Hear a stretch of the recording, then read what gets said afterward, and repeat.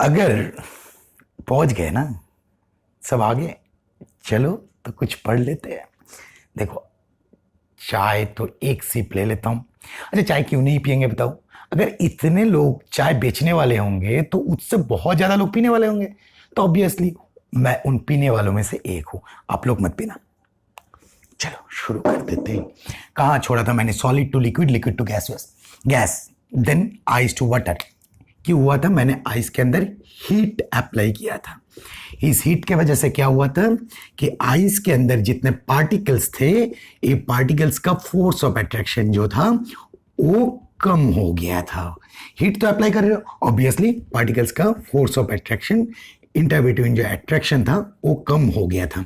Solid के case में बहुत ज्यादा फोर्स ऑफ अट्रैक्शन था, बट हीट अप्लाई करने के साथ साथ वो लूज होना शुरू हो गया जब भी, और उसके अंदर हलचल मच गई तब जाके ये वाटर बनी। तो वाटर का पार्टिकल्स का, अब जो वाटर का पार्टिकल्स है ये बहुत ज्यादा हलचल मचा रही है क्योंकि इनके अंदर फोर्स ऑफ अट्रैक्शन बहुत कम है विथ रेस्पेक्ट टू आइस। तो ऑब्वियसली वाटर ज्यादा एनर्जेटिक होगा with respect to ice. That's it. And बाकी जो कॉन्सेप्ट था मेरा पिछले वीडियो में है, वो मैं आपको लिंक शेयर कर दूंगा इस वीडियो के अंदर। आप लोग उस वीडियो से देख के इनको कंपेयर करके तैयार करना। बाकी तो आप लोगों को आता ही है, बस एक बार देखना है और मुझे दिखाना है। हो गया काम खत्म। ठीक, अभी मैं आ रहा हूं इस पोर्शन कैंसिल, मतलब ये मैंने बता दिया। अब मैं water to vapour, water to vapour के केस में क्या होगा? अब वाटर में आप वाटर को पार्टिकल्स को हीट अप्लाई कर रहे हो।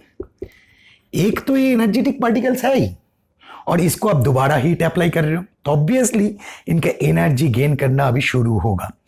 तो जब ये इस टाइप का केस होता है, मतलब जब आप इसको हीट देते हो, मतलब ये पार्टिकल में फोर्स ऑफ अट्रैक्शन कम हो जाते हैं, तो क्या होता, क्या एक्चुअली होता है, काइनेटिक एनर्जी, पार्टिकल्स का काइनेटिक एनर्जी इंक्रीज होता है। काइनेटिक एनर्जी इंक्रीज हो जाता है,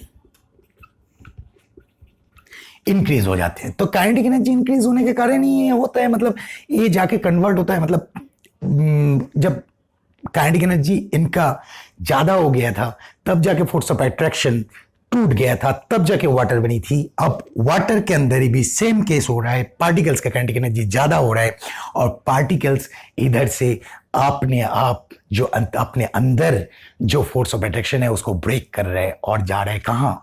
वो वेपर बनते जा रहे हैं। मतलब जब वो 100 डिग्री सेंटीग्रेड क्रॉस करने के बाद वो जाके वेपर बनेंगे। अप टू 100 डिग्री सेंटीग्रेड तक एक खेल चलता रहेगा, मतलब पार्टिकल्स के अंदर फोर्स ऑफ अट्रैक्शन कम होता जाएगा, होता जाएगा, होता जाएगा। एक पॉइंट से 100 डिग्री सेंटीग्रेड के बाद से वो वेपर होना शुरू होगा। और जिस पॉइंट से वो वेपराइजेशन स्टार्ट हो रहा है, मतलब जिस पॉइंट से, पर्टिकुलरली जिस पॉइंट से वो वेपराइजेशन शुरू हो रहा है, वेपर होना स्टार्ट हो रहा है, उस पॉइंट को हम क्या बोलते हैं? Boiling point. Clear? I think clear. Melting point था, अब आ गया मेरा जिस पॉइंट से वेपोराइजेशन स्टार्ट हुआ, मतलब सारे पार्टिकल, उनका फोर्स ऑफ अट्रैक्शन टूट चुका है, बहुत हाई एनर्जेटिक हो चुका है, उस जगह पे ये शुरू किया उनका बॉइलिंग। और उस पॉइंट को हम बोलते हैं बॉइलिंग पॉइंट। वेपोराइजेशन के केस में हम जा रहे हैं, जैसे कि हमें मेल्टिंग पॉइंट था, जैसे इधर पार्टिकल का फोर्स ऑफ अट्रैक्शन कम होने के बाद मेल्ट होना शुरू हुआ था। कंपेयर कर लेना एक बार पुराना वीडियो के साथ। और उसके बाद क्या होगा? उसके बाद मेरा जो कॉन्सेप्ट आएगा, अच्छा कॉन्सेप्ट नहीं, पहले कन्वर्शन देख लो। 100 डिग्री सेंटीग्रेड को अगर मैं कन्वर्ट करके, ये तो सीजीएस यूनिट है, सीजीएस यूनिट है, अब मैं इसको एसआई यूनिट में बदलूंगा। 100 degree centigrade is equal to how much? 0 degree centigrade is equal to 273 kelvin. Then obviously 100 degree centigrade is equal to 100 plus 273 is equal to 373 K. ये conversion important है, exercise में NCERT में कुछ कुछ दिया गया है, आप लोगों को करना पड़ता है, एग्जाम में भी कुछ आता है।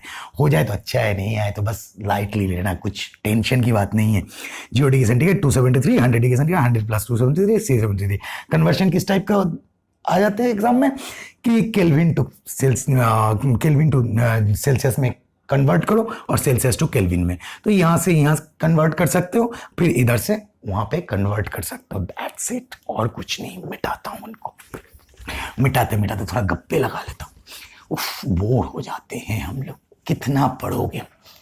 अब उधर था मेरा लेटेंट हीट ऑफ फ्यूजन। अब नेक्स्ट पॉइंट इधर आएगा, लेटेंट हीट ऑफ वेपोराइजेशन। तो इस पॉइंट को भी पढ़ लेते हैं, गप्पे फिर लगा लेंगे। लेटेंट हीट ऑफ वेपोराइजेशन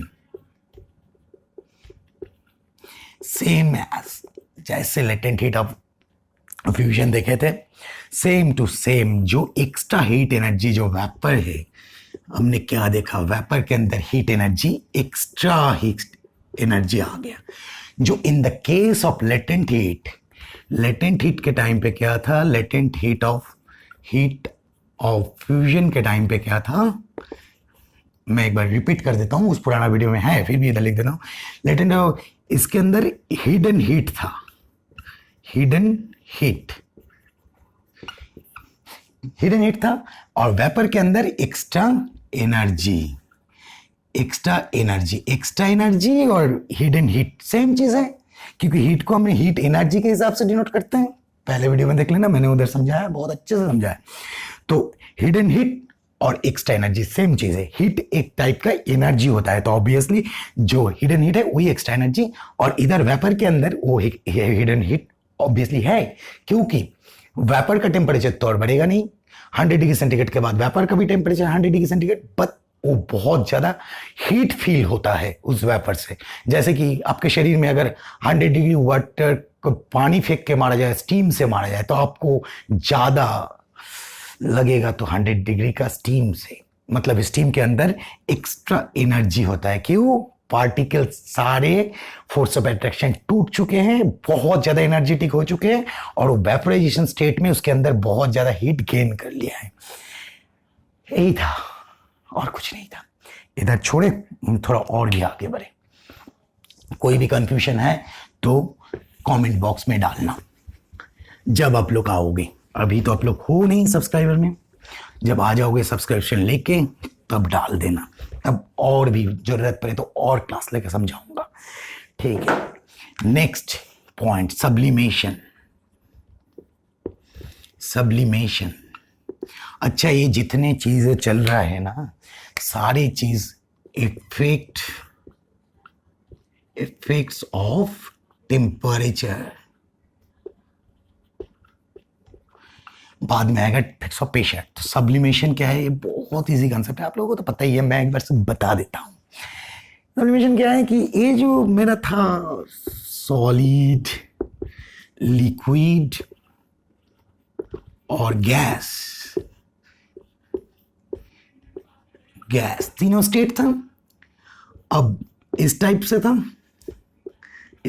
था, है ना। अब क्या होगा, इस केस में सॉलिड टू डायरेक्ट गैस बन जाएगा, और नहीं तो गैस टू डायरेक्ट सॉलिड बन जाएगी। दो ही केस हो सकता है। एक बीच वाला जो लिक्विड स्टेट है वो नहीं रहेगा, जिस केस में डायरेक्टली कोई भी सॉलिड है, उनका particles of matter when converted into solid to gas, or vice versa, I mean gas converted into solid, but missing of this middle state, I mean liquid state, उस case को हम बोलेंगे sublimation. कब होता है पता है? कुछ बंदे होते हैं बाइक स्टार्ट करने के टाइम पे फर्स्ट गियर जाते ही नहीं है, डायरेक्ट सेकंड। कुछ लोग होते हैं प्यार के टाइम पे छोड़ देते हैं लिक्विड स्टेट, बीच वाले स्टेट को छोड़ देते हैं, डायरेक्टली फाइनल स्टेज में पहुंचते हैं। मतलब वो टेस्ट तो खेलते ही नहीं है, वनडे भी नहीं खेलते, डायरेक्टली T20 में खेलते। मजा नहीं है भाई, हर एक गेम का मजा लो। सब्लिमेशन बेकार है, लिक्विड स्टेट छोड़ के क्या मजा, हर एक स्टेट में मजा है। इस स्टेट में भी मजा है, इस स्टेट में मजा है, इस स्टेट में भी मजा है। लाइफ में तो तीनों स्टेट का मजा लो। लाइफ को सब्लिमेशन मत करना, याद रखना। बीच वाले स्टेट का भी मजा लेना है, शुरुआत का भी लेना है, स्टेट का भी लेना है। चाहे जितना भी फास्ट है स्टेट, बोर उतना जल्दी हो जाओगे। चाहे लिक्विड स्टेट जितना भी स्लो होए कि सॉलिड स्टेट, मान लो ये टेस्ट क्रिकेट है, वनडे है, ये T20 है, तो आपको वनडे में भी मजा आएगा, टेस्ट में भी मजा आएगा। सारे स्टेट का मजा लो, ठीक है। चलो सब्लिमेशन का कॉन्सेप्ट कंप्लीट। बस इसके बाद तो बोर हो ही जाओगे, पक्का खत्म करते हैं। चलो बाय बाय, फिर मिलते अगले एपिसोड में। सब्सक्राइब कर लेना।